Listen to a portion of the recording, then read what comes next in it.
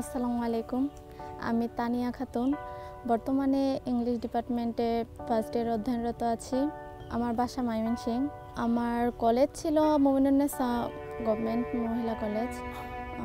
আমি এসএসসি দিয়েছি ইচেল high school, আমাদের গ্রামের একটা স্কুল থেকে। আমার স্ট্রাগলটা মূলত শুরু হয় আমি যখন ক্লাস 5-এ পড়ি। তখন আমি ক্যান্সারে আক্রান্ত হই এবং আমার বাম পাটা হারাতে হয়। তো এরপরে আমি পিএসসি দিই। আফটার পিএসসি আমি হাই স্কুলে ভর্তি হই এবং সেখানে আলহামদুলিল্লাহ সেখান থেকে আমি এসএসসি দিই। তো এসএসসি দেওয়ার পরে আমি মুমিনুন্নেসা কলেজে ভর্তি হই। তো এখানে আমাদের একটা গ্রামের স্কুল থেকে শহরে, আমাদের ময়মনসিংহ শহরে মুমিনুন্নেসাতে ভর্তি হওয়া, এটা আসলে খুবই একটা সংগ্রামজনক। সমাজের মানুষ অনেক কিছুই বলেছে, অনেকভাবে তাদের দ্বারা ক্রিটিসাইজ হয়েছে, কিন্তু আমার ফ্যামিলি সবসময় আমার পাশে ছিল। আমার মা, আমার বাবা, আমার শুভাকাঙ্ক্ষীরা সবাই অনেক সাপোর্টিভ ছিল। কলেজে যাওয়ার পরে আমি আরও 2জন শুভাকাঙ্ক্ষী পাই। একজন আমার টিচার, আরেকজন তার ওয়াইফ। তারা আমাকে খুবই সাপোর্ট করে এবং এখানে আসার পিছনে তাদের ভূমিকা আমার থেকে, আমি মনে করি তাদের ভূমিকাই বেশি। কারণ আমি এখানে আসবো এইভাবে আমি স্বপ্নটা দেখতে পাচ্ছিলাম না, যে আমি কিভাবে আমার স্টাডিটা চালাই যাব। ওইখান থেকে আমার ম্যাম, আমার স্যার সবসময় আমার পাশে ছিলেন। এবং কি অ্যাডমিশন টাইমেও আমার বারবার মনে হয়েছে যে এই যুদ্ধে হয়তো বা আমার অস্তিত্ব বিলীন হয়ে যাবে, আমি হয়তো বা এই যুদ্ধে জয়ী হতে পারবো না। কিন্তু আমার ম্যাম, আমার স্যার সবসময় আমাকে সাপোর্ট করেছে যে সবাই পারে, ইনশাল্লাহ তুমিও পারবা। আমাদের ফ্যামিলি আর্থিক অবস্থা খুব বেশি একটা ভালো ছিল না। আমার বাবা দিনমজুর ছিলেন, মা হাউসওয়াইফ। তো আমার কলেজের যে স্টাডি কস্টটা, এটাই আমার ফ্যামিলি বহন করতে পারছিল না। তখন আমার স্যার আমার পাশে এসে দাঁড়ায়, আর্থিকভাবে সাহায্য করে এবং আমাকে মানসিকভাবে অনেক সাপোর্ট দেয়। তাদের সহযোগিতায় আমি অ্যাডমিশনের কোচিং করি এবং এখানে আলহামদুলিল্লাহ বর্তমানে জাহাঙ্গীরনগর ইউনিভার্সিটিতে ইংলিশ ডিপার্টমেন্টে অধ্যয়নরত আছি।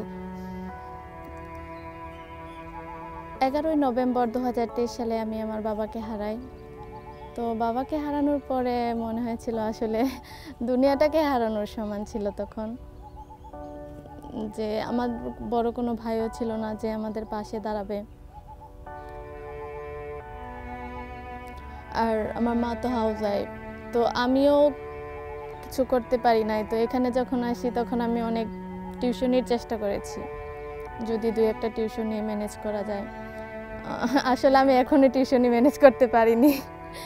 তো এই সময়টায় আমার মনে হয়েছিল হয়তো বা আমি এখানে থাকতে পারবো না, এখানে আমি সারভাইভ করতে পারবো না, আমার হয়তো বাড়িতে চলে যেতে হবে। তখন একদম হঠাৎ করে অনাকাঙ্ক্ষিতভাবেই আমার সামনে এইটা চলে আসে, বসুন্ধরা শুভ সংঘের এটা। তখন আলহামদুলিল্লাহ, তো এর দ্বারা আমি অনেক উপকৃত হয়েছি। আমি বসুন্ধরা শুভ সংঘের কাছে চিরকৃতজ্ঞ আছি এবং থাকবো ইনশাল্লাহ।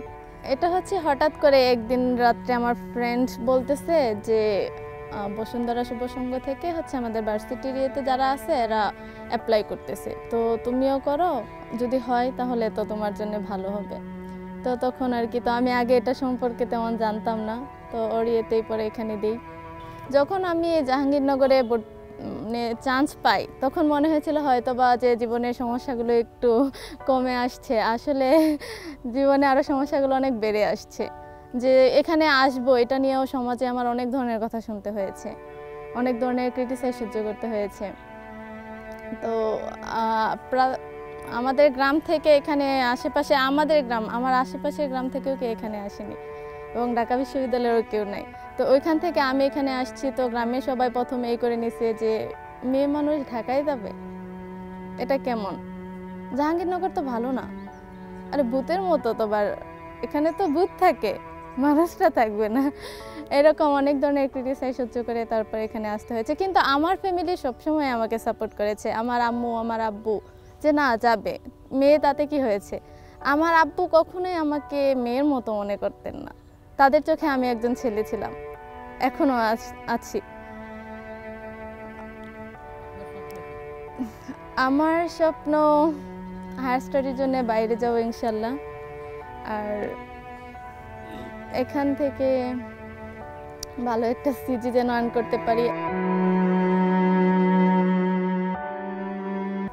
আমি যখন ক্লাস 8-এ পড়ি তখন থেকে আমার একটা ড্রিম ছিল যে আমি ডক্টর হব, কিন্তু আসলে আমাদের গ্রামের যে যোগাযোগ ব্যবস্থা আর আমাদের যে আর্থিক ক্রাইসিস ছিল, এর জন্যে আসলে ওইভাবে আমি পড়াশোনা করতে পারি নাই।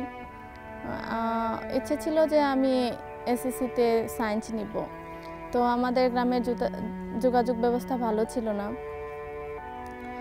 আমাদের গ্রাম থেকে শহরে যে প্রাইভেট পড়া লাগতো, তো আমারও শারীরিক অবস্থা তেমন একটা ভালো ছিল না, তখন আমি অসুস্থও ছিলাম, এর জন্য পরে আর সায়েন্স নেওয়া হয়নি। তো একটা স্বপ্ন কলি থেকে ধরে গেছে। বাবার একটা স্বপ্ন ছিল যে আমি এমন কিছু একটা করব যেন সবাই আমার দিকে তাকায়, এলাকার সবাই যেন আমার দিকে তাকায়। যারা আমাকে ক্রিটিসাইজ করেছে, সমাজে যারা আমাকে বোঝা মনে করেছে, তো তাদের জন্য কিছু যেন করতে পারি। স্বপ্ন কখনো হারায় না, যেখান থেকে স্বপ্নের শেষ হয় সেখান থেকে আবার স্বপ্নের শুরু হয়। পাক্ষিক দৃষ্টিতে হয়তো মনে হয় যে হয়তো আমার স্বপ্নটা মারা গেছে কিংবা আমার স্বপ্নটা হারিয়ে গেছে। যেখানে আমার মনে হচ্ছে যে আমার স্বপ্নটা শেষ, ওইখান থেকে আমার হাজারটা স্বপ্নের শুরু। তো যাই কিছু হোক, জীবনে থেমে থাকা যাবে না। বা স্বপ্ন হারিয়ে গেছে, ডিপ্রেশনে চলে গেছি, ডিপ্রেশন চলে আসছে, এটা বলা যাবে না। একটা স্বপ্ন হারিয়ে গেছে, আরেকটা স্বপ্ন আঁকড়ে ধরে বাঁচতে হবে। যে আমি পড়াশোনা করতে চাচ্ছি, কিন্তু আমার পরিবেশ, আমার সমাজ এটাতে বাধা সৃষ্টি করছে। এই জিনিসটা আমার কাছে খুবই খারাপ লেগেছে। তো আমি আমার ইনি একটা কবিতাও লিখেছি, তো এটা আমি এখন শেয়ার করতে চাই আপনাদের সাথে। আমার কবিতার নাম আমি সমালোচনা দিয়েছি। সমালোচনা। শুনলাম তুমি নাকি মেট্রিক দিয়েছ, তো রেজাল্ট কি হলো? জি আলহামদুলিল্লাহ ভালো, জিপিএ 4.78 এলো। ও, তুমি তো আবার মানবিকের ছাত্রী, মানবিক থেকে প্লাস পেলে না? 2 বছর করলেটা কি? কিছুই বুঝি না। তা পাবে কিভাবে শুনি? পড়াশোনা তো কিছু করোনি। কোনোদিন তো স্কুলেও যেতে দেখিনি। আমার বোনের জালের মেয়েকে তো চিনো, মিলি। পাত্রী যেমন, ছাত্রীও তেমন ভালো। সায়েন্সের ছাত্রী হয়েও কি সুন্দর প্লাস পেল। মিলি কিন্তু ভয়ঙ্কর মেধাবী, কি বলো? তা এখন কোথায় ভর্তি হবা? জি ময়মনসিংহ, মুন্নুন্নেসা। তা ময়মনসিংহ যাওয়ার কি দরকার ছিল? হাতের কাছে ফুলবাড়িয়াই তো ভালো। তুমি তো আবার প্রতিবন্ধী, হাঁটতেই পারো না। পড়াশোনা করে করবেটা কি? বাড়িতেই থাকো না। জি দোয়া করবেন। চান্স পেয়েছি যখন, ভর্তি হয়ে দেখি তখন। ভাগ্যের লিখন তার খণ্ডানো যাবে না। এই মেয়ে এইচএসসিতে রেজাল্ট কি পেলে? পাস করেছে তো নাকি ফেল গেলে? জি জিপিএ 5। পরীক্ষা হলো 50-এ, এ আবার দেখা দেখি সুযোগও তো ছিল, তাই না? আমাদের মিলি তো এবার মেডিকেল দিতে চায়। তা তুমি আবার কোচিংয়ে ভর্তি হলে কোন আক্কেলে? জানো তো পাবলিকে চান্স পাবে না, শুধু শুধু টাকাগুলো জ্বলে দিলে। রাবি ছবিতে তো অ্যাডমিশন দিবে কিভাবে? তোমার যা অবস্থা, যেতেই তো পারবে না অত দূরে। জি ভাগ্যের লিখন তো আর খণ্ডানো যাবে না, আর বসে থাকলেও তো সফলতা আসবে না। মন থেকে করবেন আশীর্বাদ, পাবলিকিয়ান হব মনে বড় সাথ।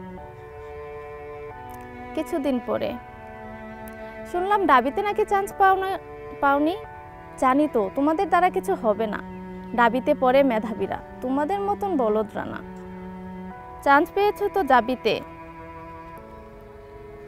ভূতের বাড়ির মতো গেরা জঙ্গলে। এখানে তো আবার মাদকের প্রভাব বেশি, তার উপর র্যাগিংয়ের বাড়াবাড়ি। জাবির ছেলেমেয়েরাও শৃঙ্খলতা বুঝে না। তা মেয়ে জানো তো, হ্যাঁ, পিপিলিকার পাখা গজায় মরিবার তরে। হঠাৎ একদিন সমালোচকরা আমার বাবাকে ডেকে বলে, কিরে মেয়েকে নাকি জাবিতে পড়াবি? শুনলাম জাবির মেয়েদের নাকি বিয়ে হয় না, তোর মেয়ে তো আবার প্রতিবন্ধী, ভেবে দেখিস কথা ঠিক কিনা। সমালোচনা শুনে শুধু ভাবি, ভবিষ্যতের খাদা তো দেখি সাদা, না জানি ভাগ্যে কি লিখে রেখেছে বিধাতা।